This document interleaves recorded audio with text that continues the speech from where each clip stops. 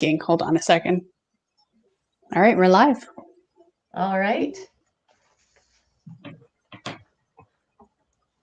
I guess I better start talking then.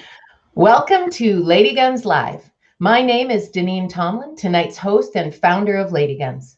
What is LadyGuns? Well, we're a community of shooting, hunting, and outdoor enthusiasts who like to get off the sidelines and live our best life. Casey and I are shooting competitors, instructors, hunters, and mentors, and we love inviting women to get out and give it a go. I am joined this evening, of course, by my wonderful co-host and co-founder, Casey Gavinchuk, and tonight's Q&A coordinator. So tonight, we are celebrating Mother's Day. I hope everybody knows Mother's Day is coming up. We have invited a wonderful mother-daughter duo who are well known in the shotgun sports in both Alberta and across Canada. Gwen and Andrea Day are part of the family behind Silver Willow Sporting Club in Carstairs, Alberta.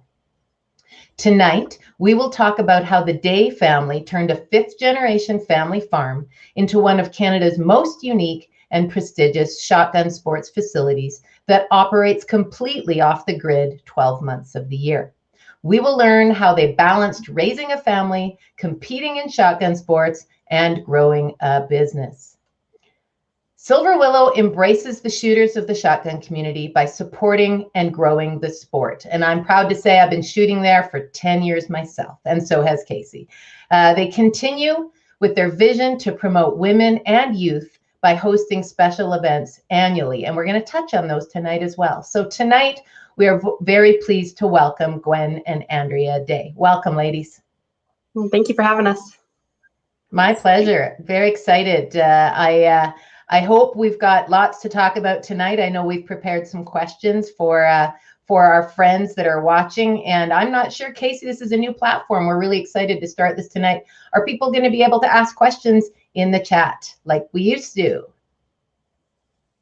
And we've lost your audio. You're on mute, Casey. Yes. Oh, excellent. The answer to that is yes. Wonderful. All you have to do is post a comment and I can see it and display it as we go. Fantastic. Well, that's good. We're working through the bugs on our new system here. So what I've done is I've taken a bio for Andrea and Gwen off of the Silver Willow website.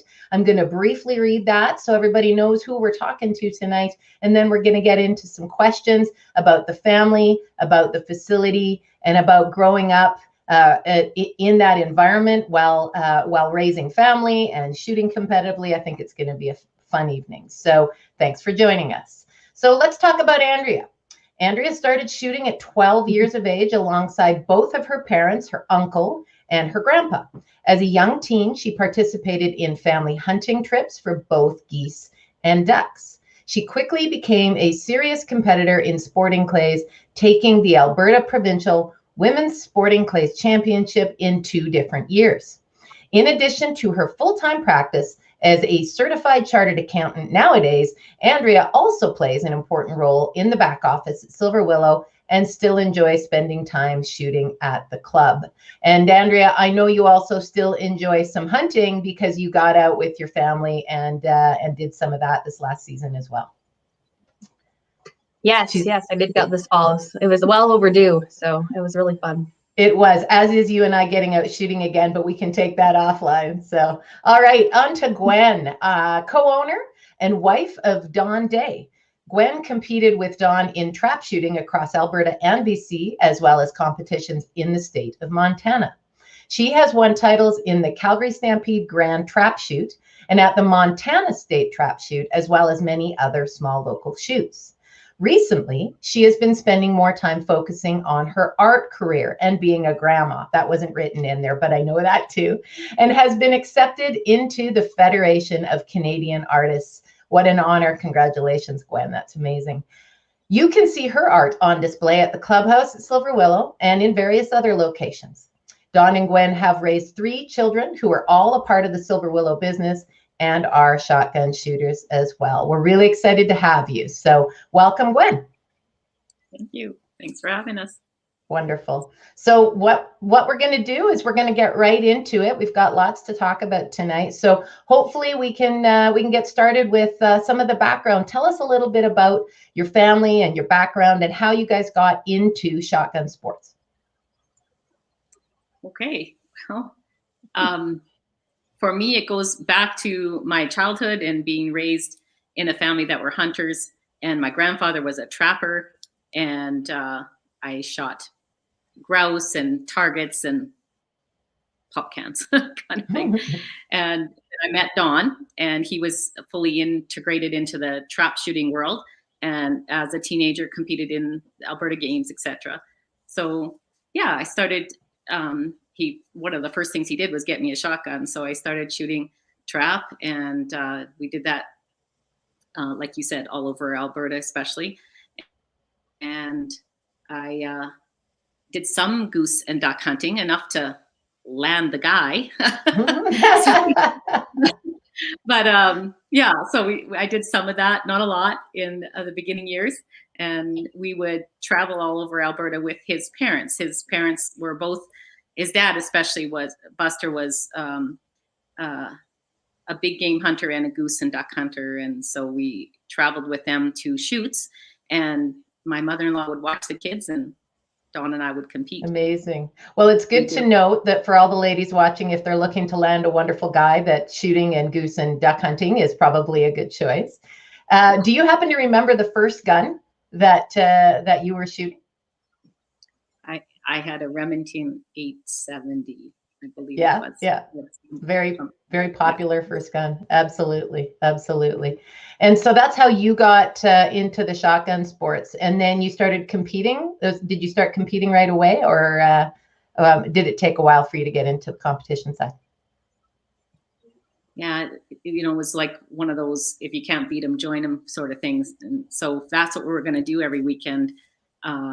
I might as well compete as well. And there wasn't that many women competing. So yeah, I joined right in there. And in trap, you have the handicap system, they called it. And so you earn your way back. On 27 yards, right to the back, he earned his way there. And I was at 20-yard shooter. Right. And so in some competitions, we were actually competing against each other with using that handicap system. And I think I beat him once. So that was my claim to fame. That's wonderful. That's awesome. So we Andrea, all aspire to that. Yeah, we all aspire to beat the men around us for sure. So Andrea, as a young child, one of three siblings in the Day family, do you remember being carted around and watching mom and dad and Grandpa Buster shoot? Yeah, that was, we had a motorhome, I remember specifically, that we would all pile into. And one of the last shoots with my grandpa was, all in the motorhome, and it was a family kind of event. So exactly, we just expected that that's what we did, and we all loved it. And it was definitely a family affair for sure. And is that what got you into the idea of shooting, or was it just something that happened naturally by being a Day? Yeah, it was pretty natural. Also, my brother is like a couple years older than me, and so I was always trying to keep up with the boys for sure. I wasn't one that wanted to be left behind, whether it was hunting or competing. And I wanted to shoot the same shells they shot, the same gun they shot, because I figured I could do it just as well as they could. So I just followed along and wanted to be one of the boys and loved it. And sorry, I was just saying, and you're equally as good or have beat a number of them many times. So I'm sorry, go ahead. Yeah, no, I'm just saying how it was a lot of quality time. Like when I look back to my relationship with my grandpa, my dad, my uncle, and my brother, we invested a lot of hours together, especially on the hunting side of things. That's a lot of a slower pace, and you spend hours and hours and hours in the truck together and competing together, and it forms a really strong bond. And I'm really grateful for those years that I had with my grandpa and my dad, my brother, and they letting me be a part of that group. It was extremely special. That's amazing. I do also have that memory in my family. So yeah, I totally understand and completely agree with you, Andrea. So this question's for both of you. What was it like to be a whole family packed into a motorhome and running around to events and different guns and ammunition and chasing kids? Was it chaos or organized chaos, or what was it like? I think for me it was community. We got to know everybody that was in that world and in that environment, and every weekend, in a different setting in mostly rural Alberta. And yeah, just really the camaraderie of it. And my mother-in-law would bake up a storm and bring all the food. And my mother-in-law really supplied so much opportunity to me by her taking care of the little ones and feeding us all. And my father-in-law was always there cheering me on. He just thought it was so great that I was competing as well. So yeah, we just had I don't know, it was just like a normal life in a lot of ways. I know it probably seems a bit odd for some people, but for us, instead of going to baseball tournaments or soccer or whatever, for us, it was shooting. And wonderful. Yeah, and talk about it all the way home on the drive about, their scores, and one target out would, mean a loss or a win. And so there was always that edge. So yeah. That's wonderful. You're absolutely right. That's a great analogy. It's like any family going off to any sporting tournament, your choice was shotgun sports. So you've got a whole bunch of grandkids that are running around on the day farm. Are you going to see them making their way into the shotgun sports, do you think? Yeah, that's a good question. Josh has introduced them a little bit, but I think that's it yet to be seen. Certainly introducing some horsemanship coming up right now, but yeah, and clay target picking and hall picking has earned them a little bit of cash, and that started with our kids as well. Like, they didn't get allowances; they had to go work, and we paid them for their time to do those kind of jobs that they eventually hated. Right. And that's a great segue, Gwen, because you were a mom, you were a business partner, you were a competitor, and you were homeschooling your kids. So you were a teacher, and you were probably also providing massive contributions to the community some way. So all at the same time, how did you manage being all things to all people? Because I know a lot of moms out there are struggling to be all those different things. So any words of advice for moms? I didn't always do it really well. Just to say that caveat, but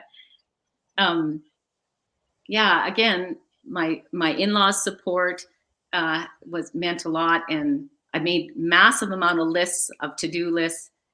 And I think also Dawn and I really have different giftings and different skills that we brought to the table. So we shared out the roles.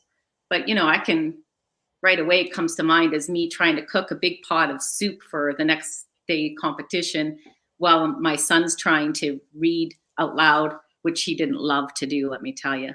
And, me throwing a book down the hallway, like, because you're trying to do everything, right? And but yeah, that's one example that comes to mind, really kind of funny. But I don't know, like, I was younger, I had a lot of energy, we had a lot of enthusiasm for the sport, and a lot of hopes and dreams invested in our business. You had to make it work. So you did what you had to do, really, and we went around the clock a lot of days.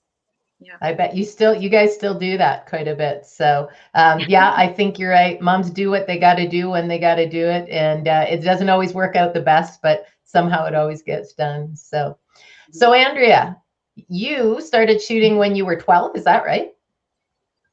Yeah, it was as soon as I could hold our lightest gun. And I actually did start with the 12 gauge back then. It was the one that we had. We didn't have as many options as we have now in our facility. So right. And who was it that introduced you? Was it grandpa, uncle, or dad? It would be dad. Or mom. Yeah, it was dad. Dad. Yeah, no, it was dad for sure.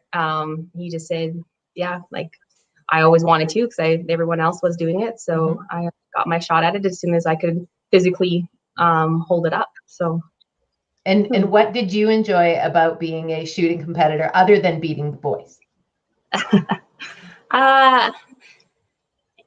The shooting community is a lot of family. So a lot of the, like now, our members, I've known them my entire life because I did grow up with a business on the same property as I was being homeschooled. So as a little kid, I was there at the clubhouse. And so you have a lot of members that are family, and going to these different competitions, they were all familiar faces. So I would say I really enjoyed the people part of it and the community. Wonderful. I love that. Pretty That awesome. word keeps coming up. Yeah. Sorry, Yeah. Casey, go ahead. And No, winning a the little community, I Yeah. completely get it, because you would go to competitions. It didn't matter where you went. You would see people that you knew from across the country or even into the States. It is lovely to see people and always see them at the club and everybody's smiling, and yeah, it is a family for sure. So one last question for you, Andrea, on this. Are you able to still fit some shooting and hunting in? I know we touched on that. Are you getting out as much as you want? Not as much as I would like. Yeah, that's definitely something I would like to do more of again with my family or with my brother. I know there was a while there we were hoping to shoot weekly would be great, but work kind of seems to take in precedent a little bit, but hopefully more now that I have more time. And you're back in town with in the same town with your family, so that helps out a lot too. So Yeah, speaking of that, you guys are all doing this succession planning, and you've got everybody in the family working in the business. So we talked about the family dynamics in the motorhome and, and schooling and all that. What are the family dynamics like now that the kids are all grown up and they're all professionals, and you're sharing a boardroom table and working on the family business? Either of you can jump in on that one. Who's the boss, right? Who's the boss? Yeah, I think you just need to back up just slightly in that as we educated our children and encouraged them in their own giftings, we really wanted each of them to, our two daughters and our son, to get their own careers going and go out in the world. And we didn't want to assume anything that they would be here and having to take over the business. And so that was really important to us. So they went out and did their own things and got involved in their own careers. And Josh was a welder and had a really successful welding career. Started on business really young, and so yeah. And as time's gone on, Andrea and Josh both has come back, and Chantal to a lesser extent, but she worked with us for years through her education years. She's a social worker. And so we now, going forward, succession has been quite a job to work through. And I'm thrilled that Josh wanted to come back, and I'm thrilled that Andrea wanted to come back. And they're quite a dynamic duo, really bringing two really different mindsets and training and backgrounds to the table. So I think Silver Willows just has benefited hugely from them and their returning and their experience that they had outside of Silver Willow. It's just benefited the company. So it's really neat to see them working together. Like, from my perspective, it's neat to see. I'm sure it has its moments, but Andrea can share that. But yeah, I think that was this really important. As Silver Willow was going along and we were getting older, we weren't sure where it was going to go, and if we could continue, if we would have to sell it. Selling it meant selling our family land. How could we possibly do that? So it's been a great answer to prayer, really, that Josh agreed, or even was attempted to come back and let go of his own career in order to take it up. So, but I'll let Andrea answer from her perspective. I share an office with my brother only 2 days a week, so I'm not there full time.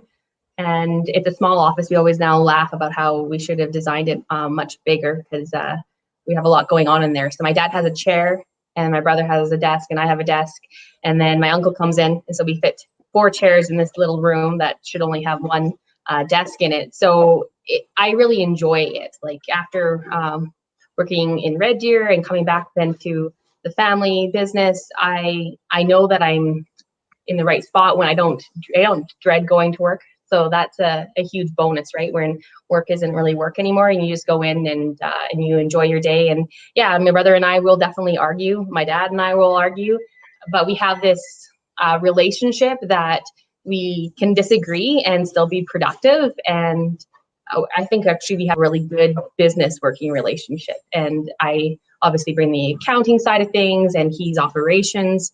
And we are working on right now some new IT stuff so that we can actually be more integrated with our systems. And so we're working together on that, because I need a portion of it to work with me, and he needs a portion to work for him. So we're trying to collaborate on that together. And yeah, so I'm actually really fortunate, and I really enjoy working with my brother and my dad on a daily basis or a weekly basis. Right. Well, thank you. I love that. I love hearing that. And actually, that's a fantastic segue to my next bunch of questions, because I want to talk about the club. I mentioned in the intro about it being a 5th generation farm. So I'd love for you, Gwen, to share with us how Silver Willow got started, and help people that have never been there understand a little bit about the history behind the piece of land that not only the family all lives on in different areas, but that the club is sitting on as well. Okay, well, I'll back up a little bit in that Buster gave some of his, Don's dad gave some of his land up to the Carstairs Trap Club. So he'd always been involved in the Trap Club. And so that took place just outside his door, basically. And Don and I practiced there weekly, and that's where lots of activity went on. And then Don worked in the city of Calgary, and which is like an hour from here at that time, and to where he went to work. And we had 1 or 2, we had maybe 2 kids by that point. We were really hoping there's some way we could make a go on the farm here. We have a half section, and that was Don's parents eked out a living. Don's dad drove a bus to try and augment his farming. And so there wasn't a way of farming that would help us. So we kept exploring ideas, and we came out of the city to work here. He's a farm boy at heart, and we wanted to do something together that which we could share our talents. And yeah, so time went on, and we were competing all these trap shoots, but all of a sudden we're invited to a sporting clay shoot, which is a slight different. I call it trap on steroids. But so we went to that. Don did well, actually won that shootout by Sundry. And when we came home from that, we went for a walk and on our land, and he said, "I think we can do that here. I think we can start sporting clays here." And I go, "What?" And he said, "Yeah, I think it'd be here." And then we started to imagine, and our hopes and dreams started to spur us on.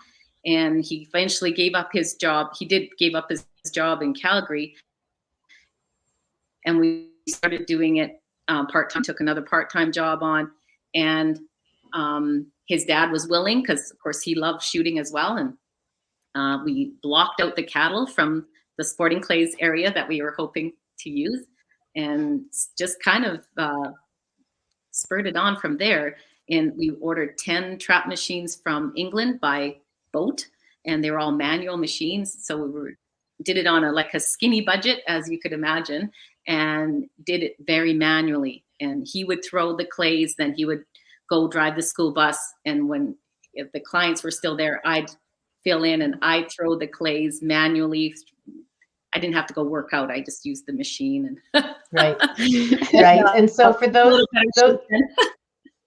I can imagine you must have had great, personal fitness. I'm not sure if everybody that's watching this evening understands what a manual machine is. So the clay targets have to be thrown into the air so that the participant or the shooter can shoot at the target. And so to get them in the air, in the olden days, Gwen, we had to pull them back. Pull back that spring and then release it when the shooter says pull. And so if I recall, because I've heard you tell the story at various club events, your guests would come to shoot and you guys would be the trappers. You'd pull the targets and then you'd run to the next station, because sporting clays it's like golf. It goes station to station, right? So it roams around the property. So that is what you guys did, right? You ran along in front of your clients. Yes, correct. It's them and go up the tower as well. Go up the ladder and throw them from the tower. Yeah. So I'd get around once in the day, and I'd have to use both arms. Actually, Dawn would wing it around with one with this tight spring. But I'd have to use both arms and then try to keep ahead of the groups. And I could do once in a day and I'd be toast, like my shoulder, everything was toast. So right. It was very manual and very simple. We worked out of the back of his truck as our office, and then began a slow project of building a very small building. And at that time we had no power line going past. In fact, it's still the same. We had no power line going past our business. So I had a friend that did everything off the grid. And he said, I think I can design this to be off the grid. And that is exactly what we did, and have decided to continue in that venue of being. So that goes into another thing. But the 30,000 to get power in at that time would have been a stopper for us of having enough funds to get the business off the ground. And we pretty much did everything ourselves. Like every shoot, every competition, it was us doing the meals. My mother-in-law would pitch in and make some baked beans. So it's pretty much just Dawn and I and trap kids, we call them, that would be stationed out there for a shoot. We'd have 10 machines, 10 trap kids throwing the clays all day long to do a competition. So it was extremely manual. And right. So you've gone from the evolution of manual trappers and pickup trucks. If I recall, the main building that was there was where the cow shed was, or thereabouts, something like that. So, and now it's an amazing facility. 10 years ago, when I first came there, it was one building and a wood shed, and now it's a resort. You guys have done an amazing job at building out. Now, in between there, I think you were also a golf and shooting club at the same time. I remember my first couple of visits there, I found it very odd to be walking around with a gun while people were walking in and out with golf clubs. So how long did that golf club, that 9-hole golf club, reside on the property at the same time? Sorry, Deneen, it was 10 years. So it was a par 36, and it was 10 years that we ran that. Thanks, Andrea. I appreciate it. Sounds like your mom's connection might be a little bit choppy there. No, that's good. I just found that to be kind of humorous when I first got there. So nowadays, you've got a full service of offerings. So share with us kind of the highlights of what you offer. You have events and activities. You have shopping. You have corporate events. Just share with us a little bit about how the vision went from pickup trucks and manual to what you're offering now. Well, a lot of years have passed. That's what a lot, and a lot of we just kept reinvesting in the business and improving and trying to, because we were shooters ourselves. We knew what shooters wanted, and so we're trying to always improve and offer the best we can offer. And so how we got to now, it just corporate was something that, like, we understood competition, so we did those, and we pretty much over all these years 33 years this spring, we've done competitions pretty much monthly throughout the year, which is quite something in the winter. But the corporate thing was something that our clients, like any entrepreneur, you pay attention. So our clients were asking us to do these, and we hadn't thought of those to begin with at all. And eventually we started making packages and adapting to what our corporate clients were asking us to do. And then we eventually built a building where we could house them and offer a Western barbecue meal to them, as well as their shooting experience. And that's just sort of evolved over time. And now we have an actual events coordinator who looks after all those inquiries. And then instruction, people were just looking for instructors. And at first it was just Don, and Don, out of his natural ability, would share his talents and go around with people just because he loved it and was happy to share. And then as time went on, we got more and more registered instructors like yourself who have taken the courses. Both of you have taken the instructor course for National Federation of Shooters out of the States. And so we have like a huge roster now of instructors. And then with the corporate, we developed a protocol for guides so that each group of 5 will go up with a guide. And it's called an all-inclusive, so we supply them with everything. They can just come out of downtown Calgary, drive 45 minutes here, and we supply them everything and give them an experience that they might not have otherwise. And they don't have to have a gun. They don't have to have a license. We can just introduce them to what we love to do. And so and we have lots of our own clients that have taken our internal training to be guides, and they love sharing what they love to do as well. So yeah, we are a crazy group. The instructor guide group, we're a bunch of crazy, crazy enthusiasts, that's for sure. Do you know how many roughly volunteers you have right now on your roster? There's a lot. Everybody wants to share their time. That's for sure. I think there's like 45, somewhere around there. About 45 every year. It changes slightly, but about 45. And of course, with COVID the last year, we haven't had any corporate so to speak of, really. So, but we've had up to like Ronald McDonald House and the Children's Cottage. We've had like 250 participants, and so it takes a lot of volunteers to come out and help supervise that and make it a good event. I love that you mentioned it's an experience for people. It really is very experiential, and for those people who on a corporate event haven't had the opportunity to do something like that, it's fun, it's safe, and it is very all inclusive. So I love that. So Andrea, let's talk about the other side of the business. There's a big old retail shop that is fully stocked with everything. Tell us a little bit about what you sell there. Because I know that you're accounting for it because you're the accountant. Yes, the store is definitely my brother's passion.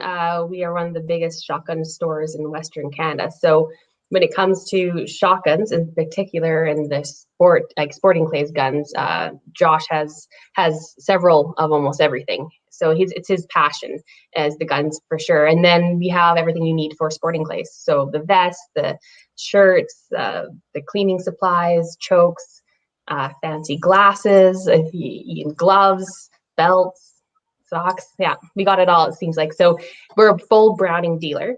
We can bring in anything to do with browning. And then we have some other brands that we carry as well. But browning's our main one that we have in the store.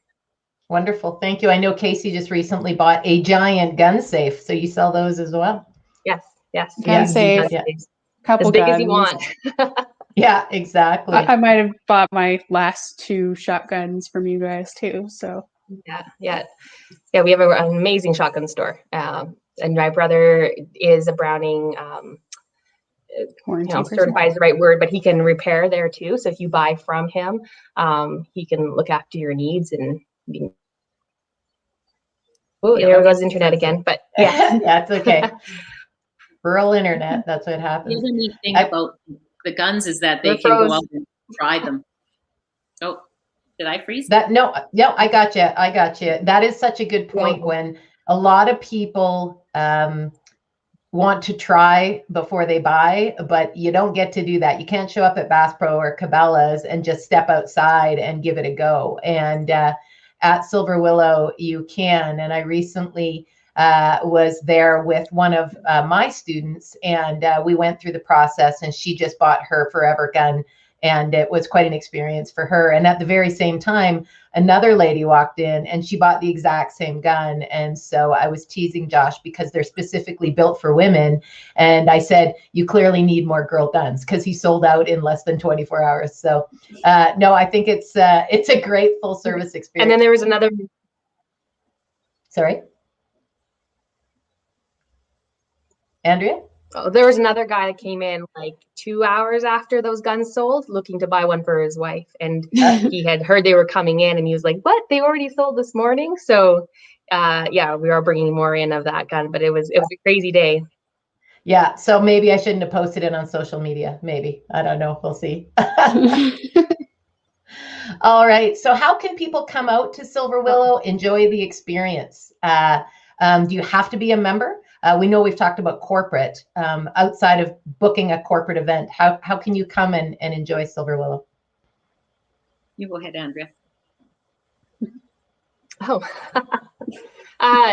we do guiding of non-members. Otherwise, we are a members-based facility. So just like a golf course, if you're a member, you book a tee time. We have 2 different courses that run. So you every 15 minutes. We have our 20 minutes. We have a group that goes out. So our members call in, or they book online their time slot to go out. For non-members, there is the opportunity on weekends to call in and have a guide that will go with you. So even if you are a PEL holder, you still need a guide to go with you at a facility because it is member space. So you just call the number on the website and can book a guide. Excellent. Well, that's good to know. And I know Casey's been providing the website address so people can go check it out if they want. The photography is pretty cool too. It'll give you a good sense of what the facility is like. So you might recognize one of those models on the silly images. Yes, well, that was in my younger days, I guess, right? So so we've talked about some corporate events. We've talked about how to show up if you're not a member. You also have competition. There's some serious competitions there. There's fun competitions. But tonight I wanted to talk about 2 very specific events that you've been coordinating for years, your youth and your Ladies Learn to Shoot. It's amazing. I volunteer for it every year if I get a chance. I've been very fortunate to spend time with the youth and the ladies and watch them light up when they see their clay target explode. So tell us a little bit about how that got started. And also, I know what's happening right now. So how can people get involved? Okay, so the Ladies Learn, I think we started the longest ago was about, I don't know, 15, 20 years. It would have been about, well, I started shooting through that program. So 10, 11 years ago. Yeah, it's been a while.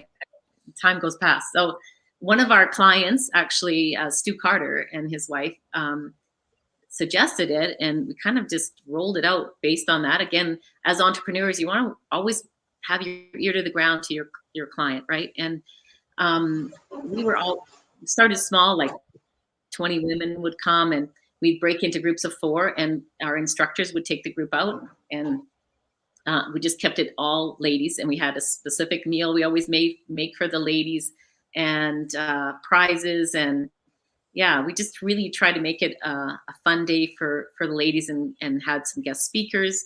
I know, Deneen, you shared a few times, and yeah, it's been a really positive experience, and those helping equip ladies to know what they need to do next. Do I need to take a PAL course so I can get a license so I can buy a gun? And all those kind of things is step by step. It seems overwhelming, but at first, but when you can see other women competing and see other women with their guns and their comfortable level of also their attire and what they need to wear.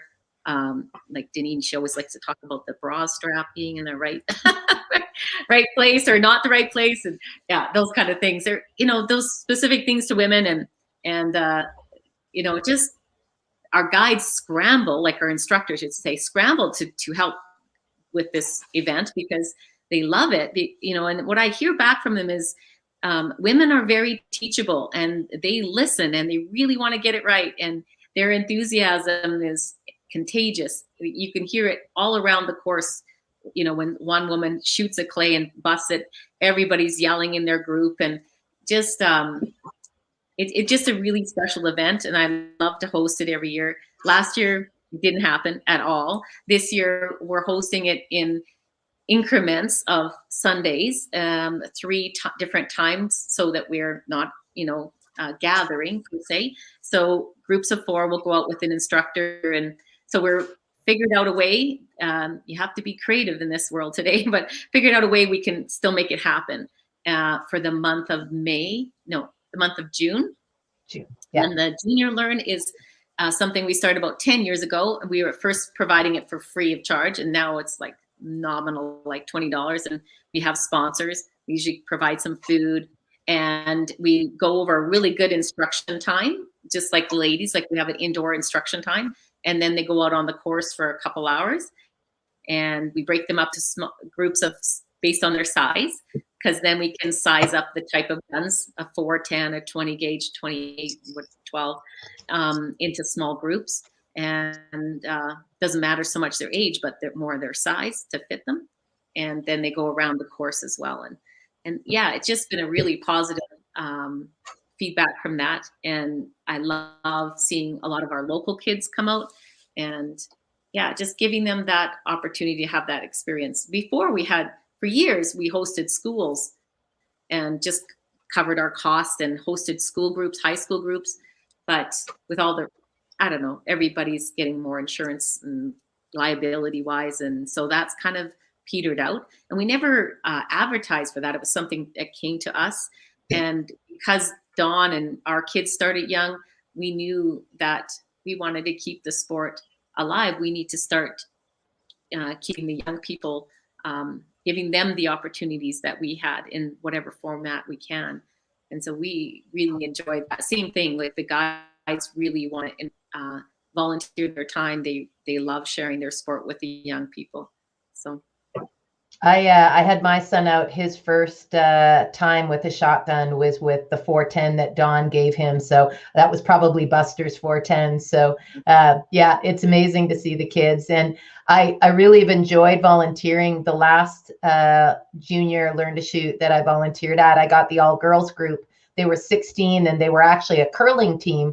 And I looked like a little kid to them because they were all taller than me, and they were athletic, and they were fun, and they laughed. And so they really got into it and had a great time. So how can people register their kids for the Junior Shoot, or themselves for the Ladies Learn to Shoot?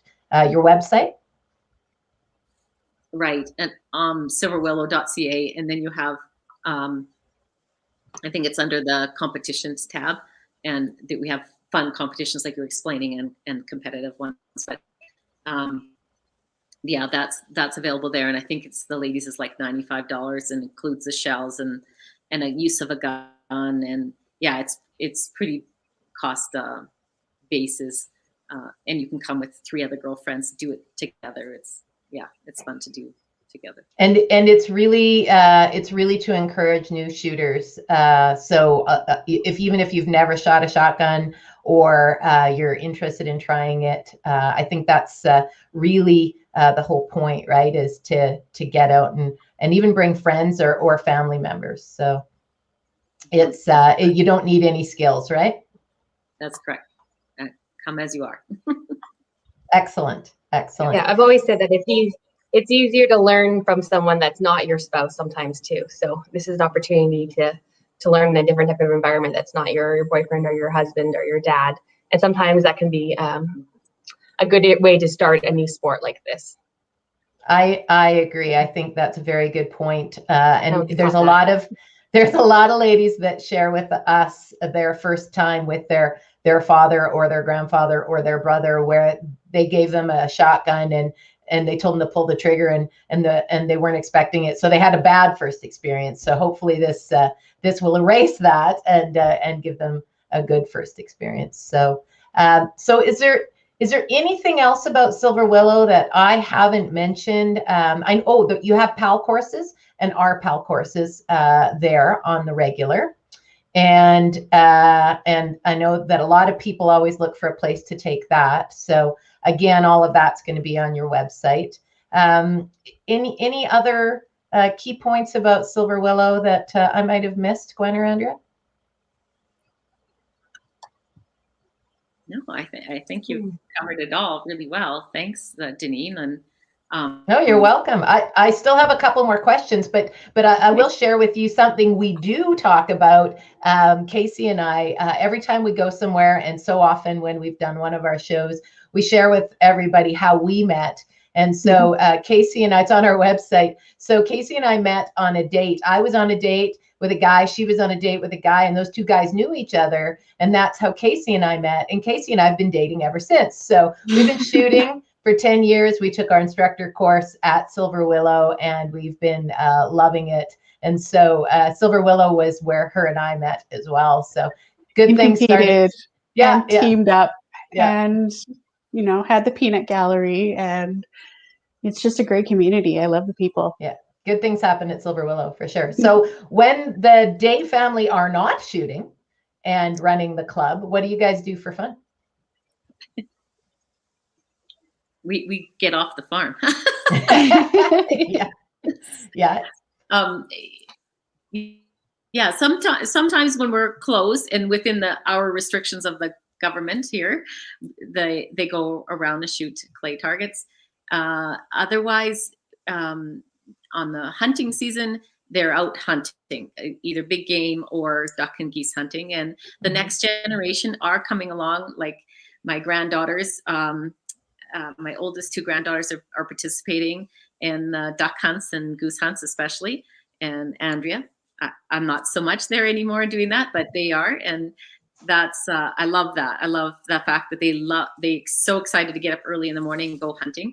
And then, we go to the lake, we go for hikes. We like to get in the West Country as much as we can. And before the border was closed, we were in Montana a fair bit, but doesn't happen anymore. But we because we live and work here, it's important to, on our days off, to try and leave the property, because even if you go for a walk here, you see all the work that you need to do. So work never stops. So I find it's important for us to leave the property and go find other things to do. And our grandkids love motorbiking and bicycling and hiking and walking. Snowmobiling. Snowmobiling in the winter, skiing, skating in the winter. Yeah, just outdoor activities is really what we're all about. Wonderful. And Andrea, you got out on some great hikes last year too, I saw from your social media. So it's obviously a family thing, getting out in the great outdoors, right? So Gwen, I want to touch, before we let you go tonight, I want to touch on your art projects and some of the work you've done in the community. I know we talk about Silver Willow as a business and a family business, but you also give back to your community at Silver Willow. And then as an artist, you work at also connecting the community, and you've had some significant projects that you've worked on. So when people think about the Day family, they think about Silver Willow, but on your own, Gwen, you're quite an accomplished artist. So where can people find your artwork? All through all those years, my touchstone and my escape for sanity, my therapy, whatever you want to call it, has been my art. And so I'd go away and do art retreats or workshops or whatever. So art's been my foundation since before I met Dawn, probably. But my Instagram account is Gwen Day Art, and my website's gwendayart.com, and Facebook page is the same, Gwen Day Art. And on our newsletters for Silver Willow, if you sign up for one of those, I usually have a piece of art each month as a feature piece, and try to do whatever's the most recent work I'm working on. And recently, as you were mentioning, you have mentioned a lot of things there, but recently I launched a book in the fall with a bunch of artists I helped collaborate some artwork of 50 barns in our community, and 33 artists did 50 barns, and we made a beautiful hardcover book called Paint the Barn Red. Actually, there it is. So oh, wonderful. Yeah, like you planned it that way. Yeah, exactly. But it happened to be under my coffee table. So it's a coffee table book. And so that was a couple-year project, working with artists in the community. And I love my community. I love rural Alberta. I love to, every chance I can to, tote the horn of living in rural Alberta is all that it is. And yeah, so those are a couple of my other pet projects. I've done 6 years once the kids grew up, I did 6 years in politics in our municipal government here. So I was elected official for 2 terms and learned a ton and served my community that way as well. And I really enjoyed that experience for the most part. Politics has got its own, my shoulders got broader and my skin got thicker, but as I put it, you can let your skin get thicker without getting your heart hardened. That's a good saying. Absolutely. Thank you for sharing. And I encourage people to check out your art. You do some great work. I love seeing them up at the club. And one day I will invest some of my money into a piece of Gwen art, and I'll hang it on the wall. So I look forward to that. So Andrea, what do you do to relax when you're not working at the club and you're not shooting and hunting? What do you do for fun? Oh, she might be frozen up. I think she might have frozen. Yeah, maybe. All right. Well, if you come back, are you back now? Yeah. Excellent. Did you hear my question? Yes, I think so. I think I caught most of it there. Okay. Outside of Silver Willow, I have my own accounting practice, so I guess I'm a CPA, so that takes up quite a bit of my time. And I run that out of my home. So I'm kind of a boutique where I just me. And I was with a larger firm for 7 years, and then I've been independent now for 3. So that's my professional life. I guess like yesterday I did go rifle shooting and handgun shooting. So that was fun because that's not something I'm as proficient in, and then shotgun shooting. So I extremely enjoyed that experience, and being outdoors is definitely my favorite place to be, whether it's camping and tried some hiking last summer overnight, and so that's where I want to be, snowboarding. Right on. Thanks for sharing. Well, so before we say goodnight, what would you guys recommend to families that are growing a business together? Any sort of lessons or takeaways or words of advice that you want to share with our viewing audience tonight? Like when you gave me that question, I took a pause to think about what would I say. And after 33 years in business, I think first of all, in the beginning 20 years, we were just there, and we still are.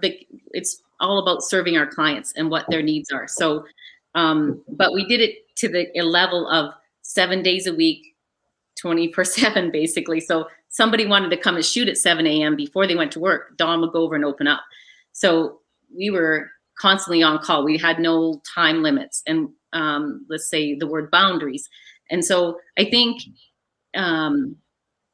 now, and I watch that carefully with Josh, is you have to have business and you have to have personal life, and setting a day or 2 days a week that you have blocked off for you and your family is critical. I don't know how we quite survived it with all those years, but we, just finding time for family, keeping that a priority. And we also, the second thing would be, we really were careful about how much money we took for a wage, if anything. In the first 5 years, everything went back into the business, and we we lived on skinny, and Dawn's little bus wage, and yeah, so sometimes people start out and have too high expectation of what they can draw out of their business. So that gave us a foundation. And my dad, who was also an entrepreneur, always told us to, just word of mouth and do your very best with your clients, but word of mouth as opposed to a whole bunch of advertising. So we built from a very word of mouth foundation and let it grow from that. And I think that really paid big dividends. And Dawn still is Mr. PR and always about helping people feel like family when they come here. We want them to feel connected and welcomed. And that's really his role specifically today and always has been.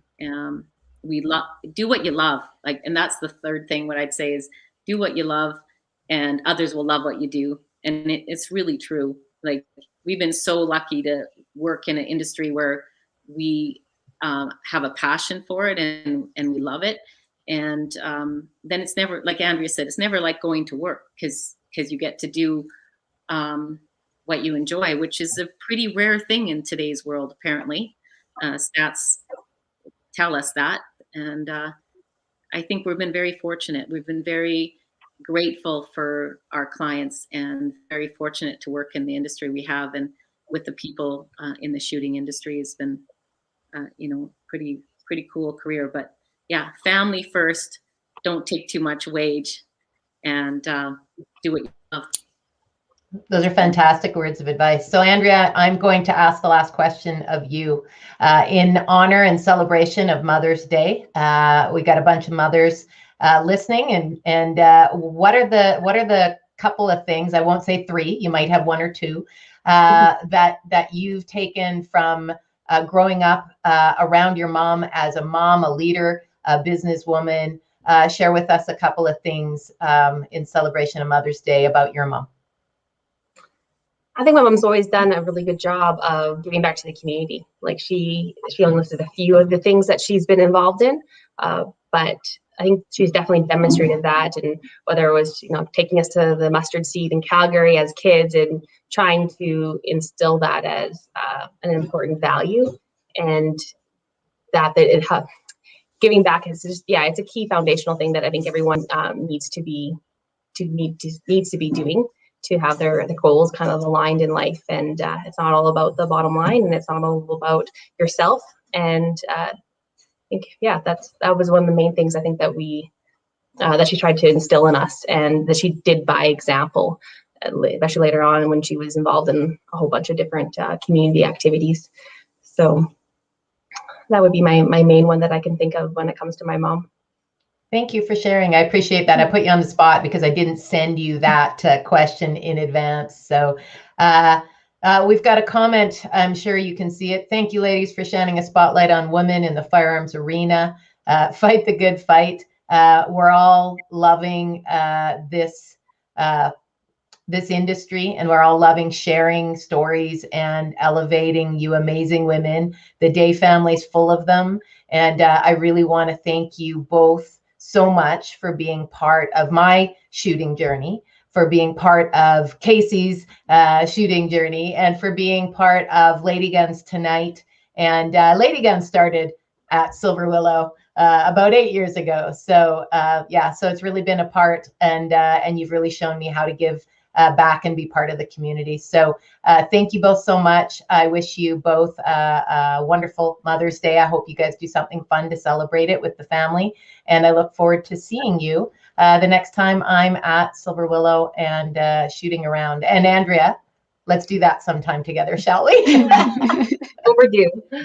It is. All right. Everybody have a wonderful evening. Thank you so much for joining us. We do appreciate it. We'll see you again on LadyGuns Live. So a couple of things I want to share. We talked about the junior shoot and the Ladies Learn to Shoot at Silver Willow. We also have in town the AHIA Ladies Trap League. The spring league is starting tomorrow night.